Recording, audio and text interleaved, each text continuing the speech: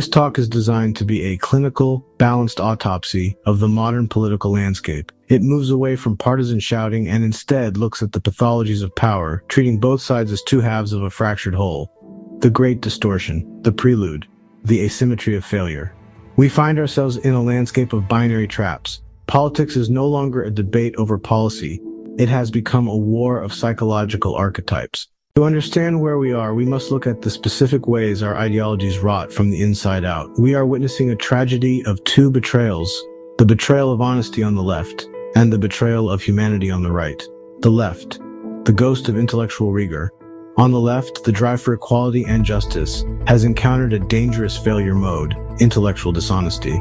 Because the left's power is primarily cultural, it operates through symbols, academia, and media.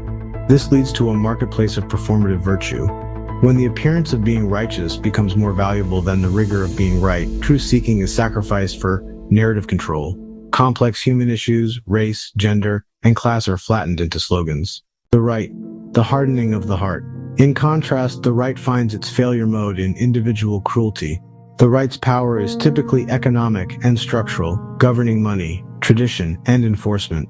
Here, the virtues of strength and hierarchy can curdle into a glorification of dominance. Systemic suffering is dismissed as a failure of personal responsibility, and empathy is often viewed as a liability in a meritocratic survival of the fittest.